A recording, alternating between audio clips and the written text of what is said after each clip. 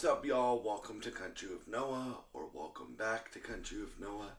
Today, I am going to review Tulsa King Season 3, Episodes 7 and 8. This video will have spoilers in it for these two episodes, and yeah, so let's get started.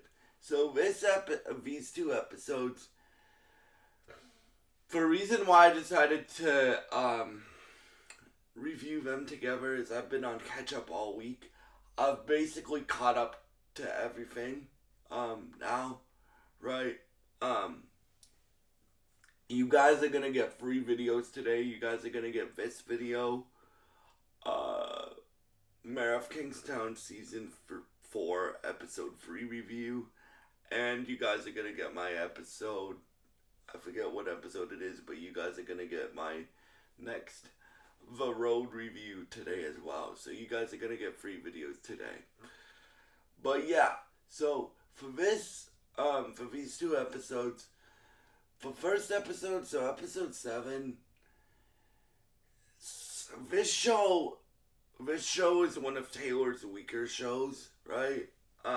As you guys know, as I've said multiple times on this channel, everything that Taylor Sheridan makes or is a producer on, I am going to review on this channel. Taylor is a pillar of this channel. He will always be a pillar of this channel for the rest of my life. But this is one of his weaker shows, right? Doesn't mean it's not still good. It is good. Episode 8 got it back up to being good.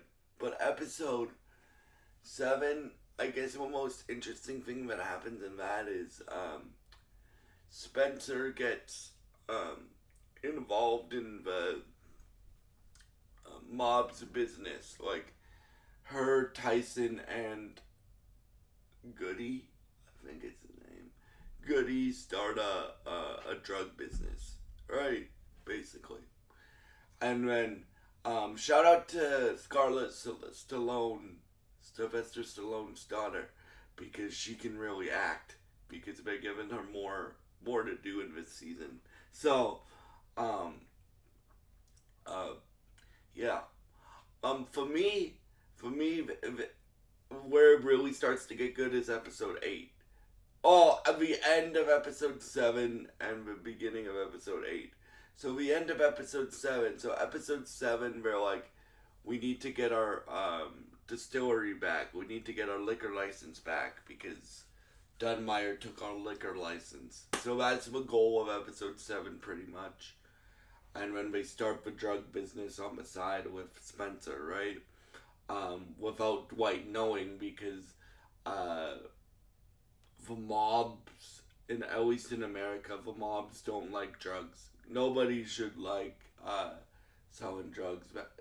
Selling drugs can destroy people. Drugs can destroy people. Guys don't do drugs, right? So they started a drug business, and the end of episode 7 is Dwight getting his liquor license back, and Dunmire getting arrested.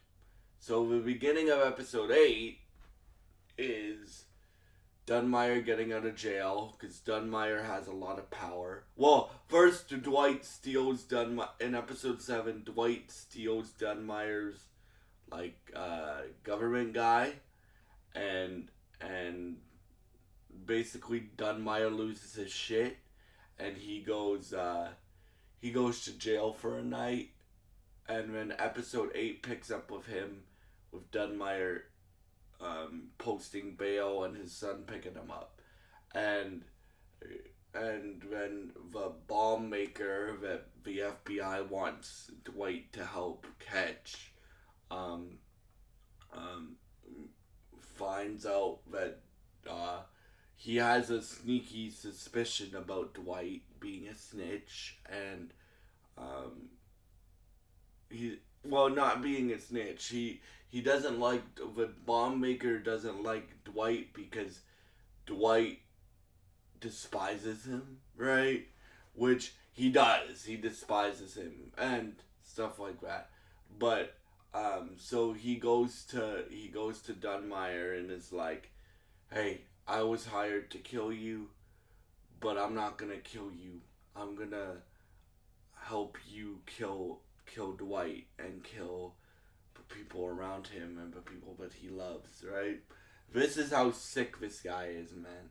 Like he's a bomb maker, so he's a terrorist, right? Um, and so Dwight, Mitch, and Bigfoot go to this meeting, right? Because VF um, the bomb maker calls Dwight for the meeting that he's supposed to have, so the FBI can catch the bomb maker, and Dwight, um,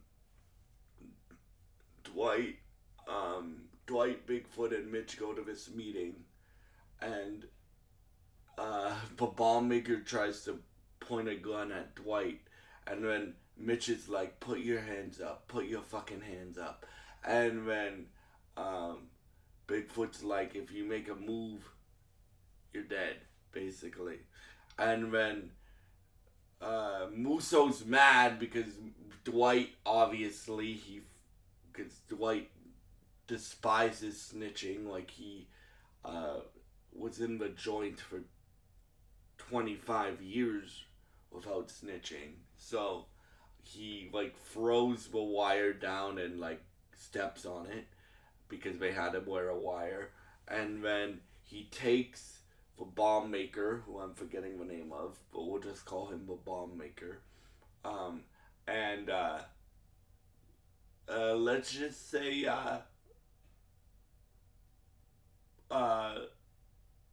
makes him see the light. right.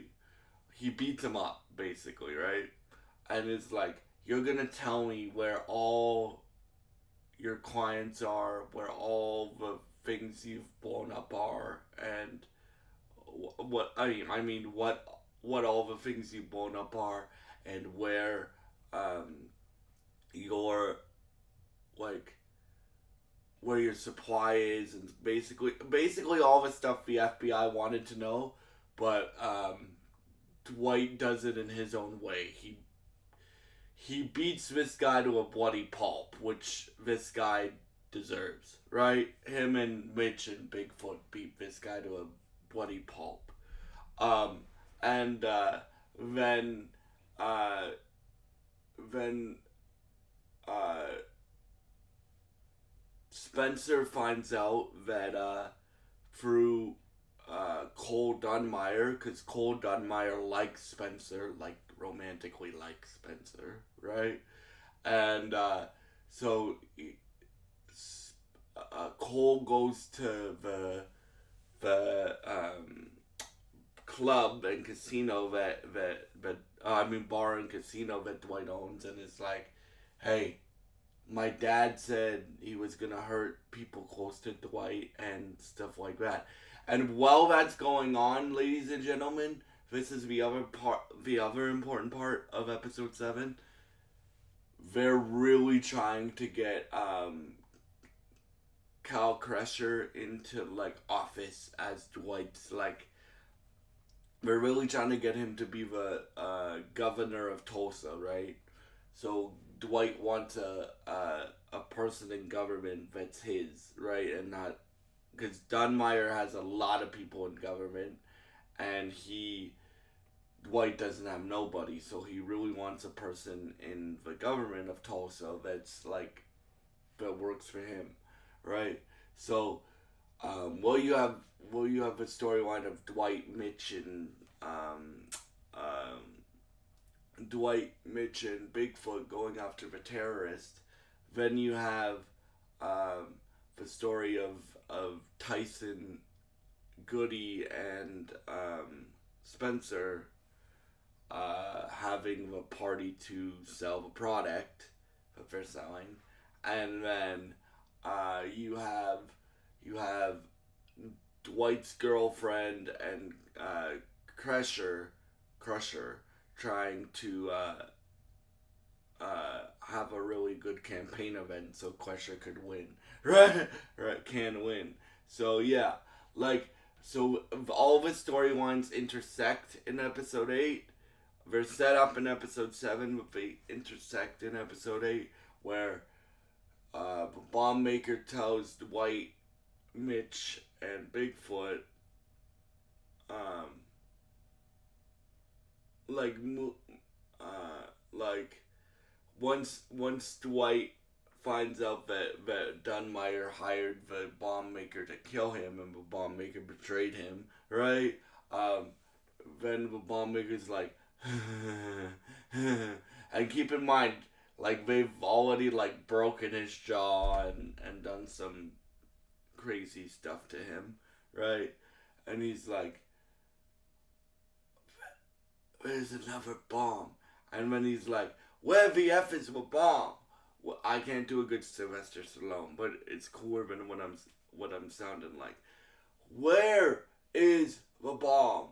And then he's like, the hotel where the event's at. And then Dwight's like, shit. So then he has to call Musso, and Musso's like, where the fuck are you? Right? And he's like, don't have time for that right now. There's a bomb here. You need to get here now, right? And so Dwight, Mitch, Bigfoot are racing to the hotel. Mitch calls Tyson, is like, I know where the bomb is. I want to know, like, you gotta meet us there. And then Musso is racing with his FBI guys there. And they get there right in the nick of time. They get everybody out. Mitch gets really hurt because he basically well, not really. Well, he gets hurt. I don't know about really hurt. And then,